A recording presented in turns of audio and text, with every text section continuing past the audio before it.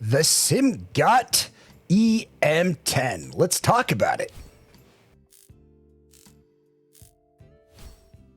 This is a personal product that I bought with my own money. It is a $440 IEM. It is expensive, it is nice, and it has a lot of good things about it, but it is not perfect. Let's start by talking about the build quality of this IEM. Now, the fit and comfort of this IEM is actually pretty good. It's a lot like the Super Mix in that regard, and it feels basically the exact same as the Super Mix in ear. And I recently reviewed the Super Mix, and they basically came out at the exact same time. So it is kind of an interesting time to do. It does have a little bit of trouble keeping ear tips on the nozzle. There are pretty faceplates. I do like it. It's kind of like a yin and yang, kind of like a white and black. I think it photographs well, and it's just, it looks really cool. And I really like the design of this IEM because I haven't really noticed any of their IEMs that are like this. So design and comfort, to me, really good. What you would expect of an IEM at this price category. Now, I am not a huge cable snob, but I have some minor quips and problems with this cable. It is a nice cable. It looks really good. It shimmers. I kind of like the cable on the Super Mix just slightly better, but I can say that this one is prettier. There is a slight problem I kind of wanted to show you guys about this. Oftentimes when I walk around my house, I'll just pull out my IEMs straight out of my amp. And when I do, oftentimes this will kind of come apart, and it's just kind of frustrating. I think the case is pretty, but it's kind of like the cable. For me, it's not a great functioning cable. I like it. I mean, I feel like they put some heart and soul into this, and that's great, and I love it. The box itself is really nice. It looks cool. It looks pretty. It's a premium unboxing experience. It's really reminds me a lot of like the Annihilator or Pilgrim unboxing experiences. It's really class, and I like it. I think it adds value to the package. So how does this beautiful IEM sound? That's it's a good question. I like this IEM, and I think it's a good IEM, but I think there's some certain problems that I want to be careful with. Part of that's because I've had a lot of IEMs on my desk and a lot of hyped IEMs on my desk as of late. Like, I've been lucky to have a good job and also be sent some things, and it's been a busy time at this time. So I've had a lot of products on my desk for various reasons.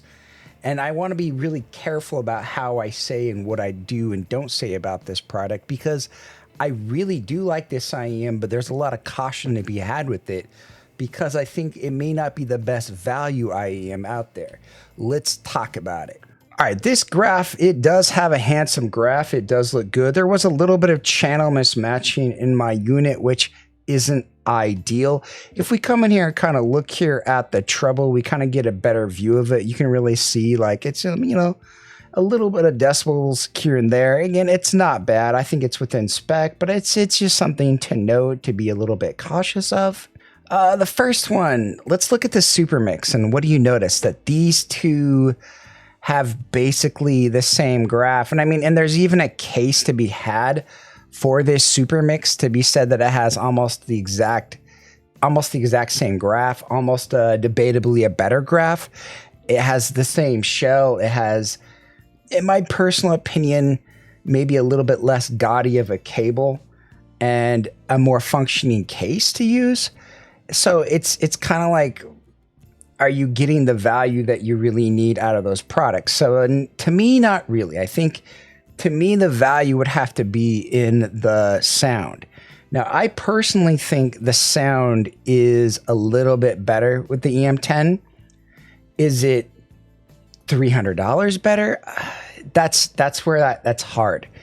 And I've always tried to have this philosophy on my channel, and I've tried to stick to it, and I want to try to stick to it a little bit more now, because this is kind of a hard example that for me to kind of talk to you guys about, is that when IEMs are above a certain price point, I'm going to say maybe 200, but it might be a bigger or smaller value for you, that you should not just blind buy it.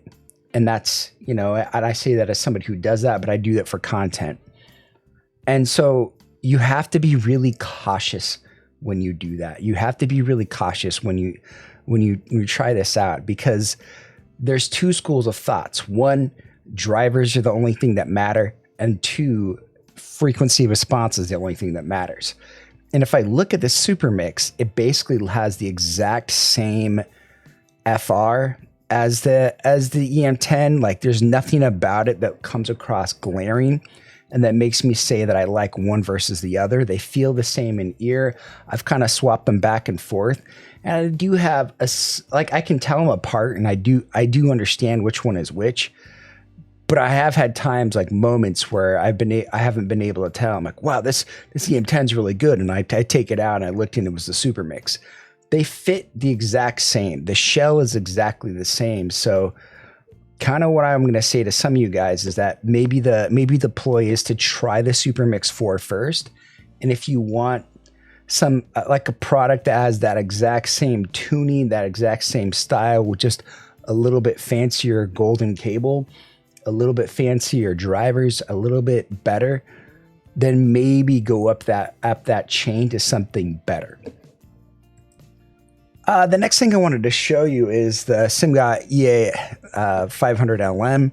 And I think I talked about this comparison with my Super Mix, but I just wanted to show you that Simgot is kind of perfecting this kind of Harman-esque tuning, and they're doing a really good job with it. I really like how much bass they have. You can notice that it really matches my target.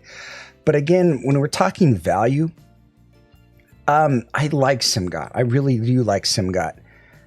This is probably the first fan review out there of someone who's actually bought their unit versus had it sent to them. I'm not trying to say my review is any different, but that's just something to note. So I guess what I'm trying to say is that they do have other tunes at that price. And I mean, the EM10 is like for the people that really want that tuning and want just a little bit fancier tuning, and that's kind of something to look at. If we compare this, let's compare this to some other IEMs kind of in that same price category. If you compare it to the variations to me kind of has thin mids. To me, the Simgot EM10 has really strong bass. It sounds so good. I really like the sound of the EM10. It's very impactful. It's very smooth. It just has a great overall sonic quality to it. And I have no problems with its bass. And I think it's a better IEM than the Moonshot variations. I also found it more comfortable, and I like the shell a lot more of it. Let's look at another big comparison. Something I have on my desk that's about to go on loan is the Dunu Da Vinci. Now, the Dunu Da Vinci, this it's where it's hard. Like right now, if you look on AliExpress, the Dunu Da Vinci is $250. The Simgot EM10, I think it's around $370, which is and so you're still looking at a pretty big difference in price. You're talking about completely different tunes, like this whole region. Like if you notice, like which one matches my target perfectly, the Dunu Da Vinci, right? It looks almost identical to what my target would be. Whereas the Simgot EM10 does have a lot of energy up here, but because it has kind of this increased 3K, it doesn't come across as fatiguing as I might think looking at the graph. Like if we look at the Monarch, let me see if I can throw the Monarch Mark III up here real quick. The Monarch Mark III for me was super fatiguing. It just came across really, really tiring and almost too detailed. And like here, you can kind of see that maybe a little bit better, but they kind of had a different approach and different kind of mids approach. But you can tell that like the Simgot EM10 does have a lot of energy in this 200 to 300 region. And so let's go back to normalizing this at, I like 500, but like they are different. Like someone asked me earlier today what normalizing is. It's just like matching the graphs up where they do. And oftentimes we'll do it at 500. Some people like doing it at 1,000. Some people like doing it at various levels. But if you'll notice, like the Dunu Da Vinci has this really niche tuning. It's a lot cheaper. I mean, like if you had to ask me, if you had the kind of money to spend on everything, yeah, just buy everything and keep it all. But if you only have like $400, I think maybe the way to go, buy the Dunu DaVinci, maybe buy the Super Mix. And if you like the Super Mix, then maybe you can upgrade to the Simgot EM10. Personally, I think the difference is like 1 to 2% between the Simgot EM10 and the Super Mix. I think the treble and the extended treble is a little bit smoother in the EM10, but I think the technicalities are about the same. Like it's an interesting release. Like they not only did they release two IEMs almost the exact same time within like 2 days of each other, but they also released two IEMs that have almost the exact same tuning. And I think that's a really interesting thing to note. Again, the EM10, if we're just talking the EM10, not Versus, in a vacuum, like had this come into my desk a long time ago, I think this would be a lot maybe easier to recommend. Or like if this hadn't come out and the Super Mix hadn't come out, I might have a little bit of a different mindset. Like it really depends on what kind of a sonic signature you're looking at and which one do you like better. Like to me, I find the Dunu DaVinci a little bit less fatiguing, but I find that Simgot EM10 maybe a little bit more technical. But it's like, I kind of feel like maybe some EQ be required to the EM10, where I think the Dunu DaVinci, I mean, just look at that compared to my graph. It's basically perfect about how I want. Maybe my only problem with the Dunu DaVinci is it does have a lack of sub bass, and it feels like it's a little bit more mid bass heavy. That's the only problem, which makes it feel kind of light and airy, but it's within that boundaries of just excellence. The next one I wanted to show is the Pilgrim. And the Pilgrim's kind of another one that's interesting. They have different tunes. Also, the Pilgrim has a little bit lighter and more delicate. Also, the Pilgrim has a little bit more relaxed ear gain.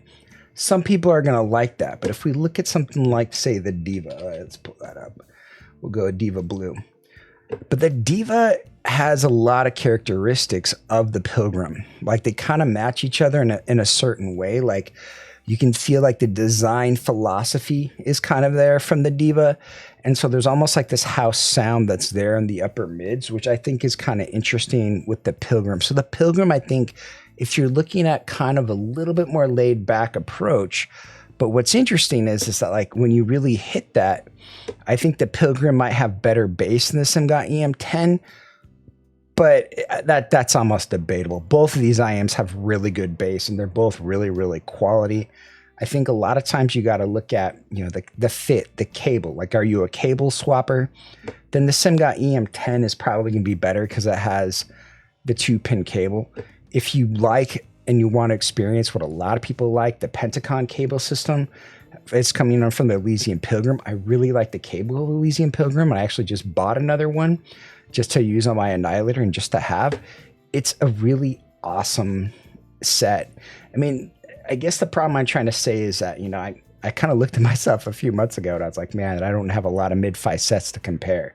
Now I have almost too many and I'm swimming with it.